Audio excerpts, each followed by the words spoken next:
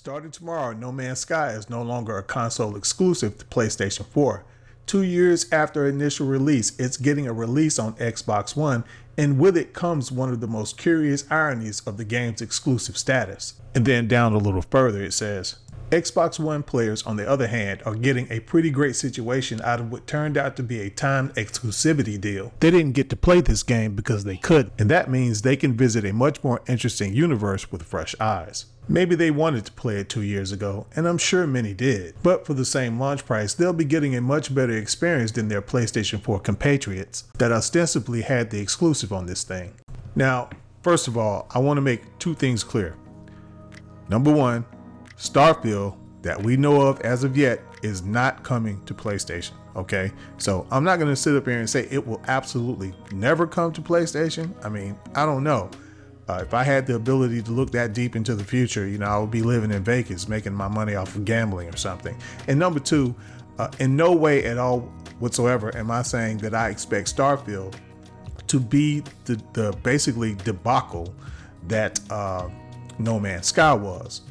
Now, also what we should get out of the No Man's Sky experience is this: just because a big gaming company is backing you, that does not mean that the game is going to turn out to be great. There were a lot of people who were saying, hey, the Starfield must be a great game because PlayStation was trying to lock it down as an exclusive. They must have been impressed.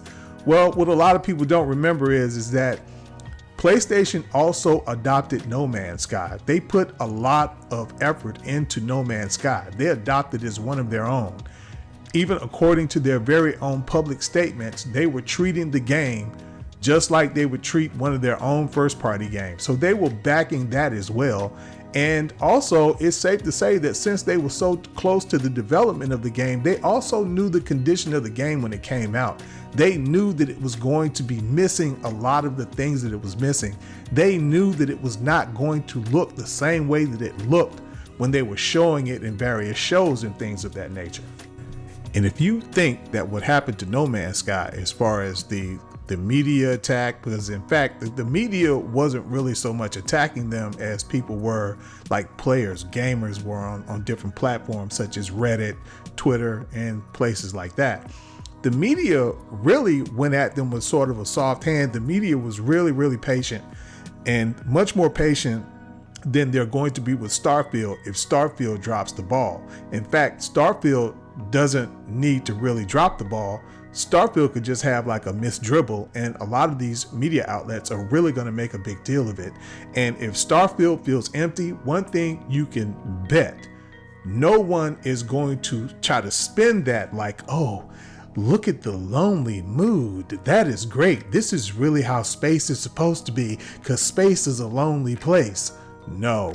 Starfield is not going to get that sort of leniency by the media or anyone else outside of people who are looking forward to the game. Because, if you're looking forward to it, Bethesda is really going to have to drop the ball a whole lot for people such as myself and others who are just really genuinely looking forward to the game.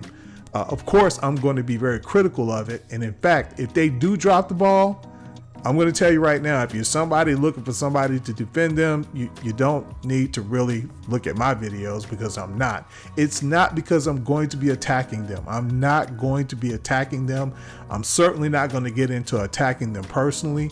I'm going to join different forums and movements that is demanding that they fix it. Because one thing came out of No Man's Sky was this: they proved, to the dismay of a lot of developers who may want to drop the ball like this and just walk away, they proved, more than proved, that these games can be fixed. And with Bethesda having the backing of Microsoft's money, there is no way that they should not be able to fix whatever may be wrong with this game. Now, the game is a large game. It's going to have some glitches. You may look over and see something floating that shouldn't be floating, or you may see a character just pop in and pop out or whatever. Those things are going to be natural, and a lot of people are going to be making a huge deal of those things. Now, the irony is that those people who will be fake concerned about Starfield, those are going to be the people who are really going to help us get a better game. Like I'm talking about under the scenario where The game is already a great game. The game is very much playable. It's a whole lot of fun. It just needs to be fixed, right? Those people are going to be making a huge deal of it, more than it deserves. Those are going to be the people who are going to help us get a superb game. Okay, so don't stop those people. Join them.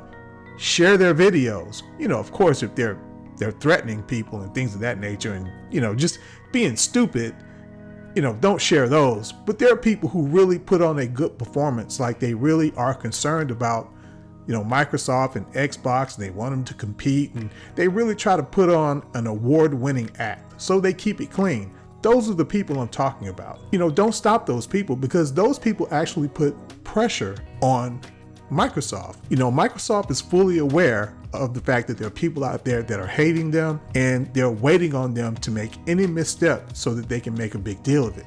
Now, there will also be those who will go too far, like genuinely too far. People who were really looking forward to the game. And of course, I don't approve of that. I think the person you hurt most when you go out here and do things like threaten people's families and things of that nature and threaten them personally, I think that, you basically, you hurt yourself. But at the same time, I have to be realistic here. I mean, the cause of all of this is the devs. And thankfully, I think that a lot of these developers, as a result of Cyberpunk and the whole thing that was surrounding the launch of that game, I think a lot of these developers have learned from that. And thankfully, that's one advantage we have, those of us who are waiting on Starfield to come out. We know that that's in the minds of Bethesda. We know this. And I think that what we're going to see here, I believe, is we're going to see Bethesda do better than they've done in the past. So I don't think they're going to be satisfied with knowing that modders are going to come and not only grow their game, but fix their game. I think that we're going to be dealing with a much different Bethesda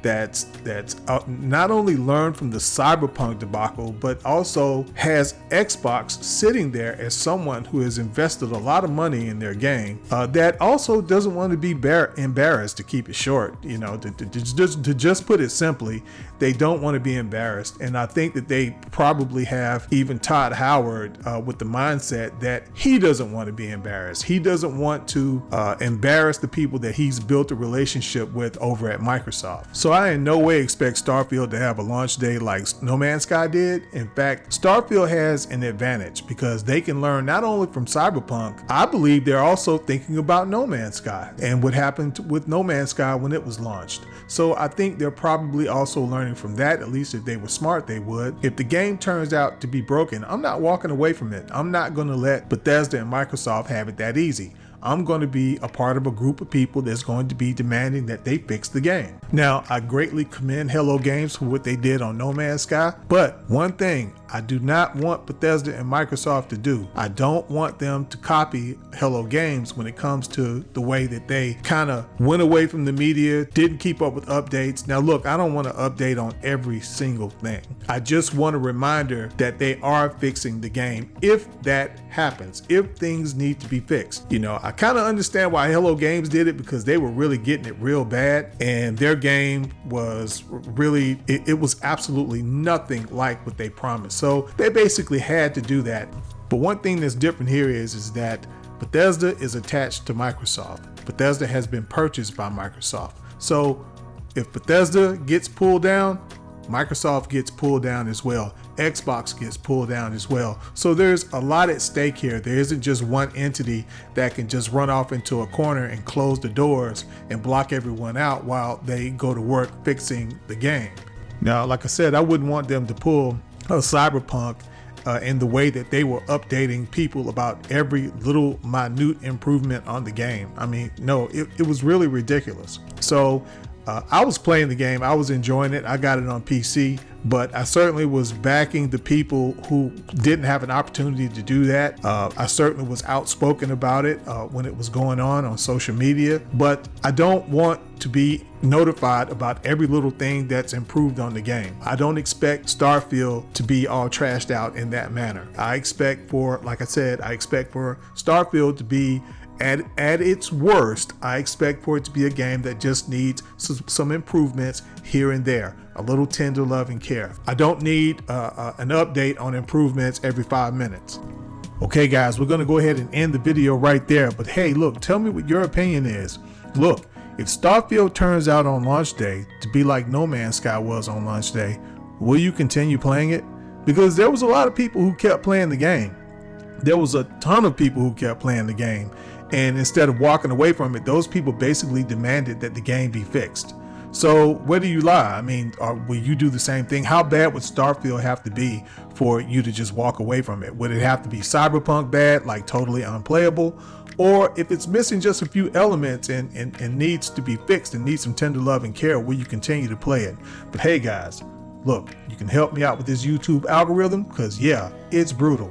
Give me a like, give me some respectful comments down in the comment section. Most of all, have a great weekend and stay safe.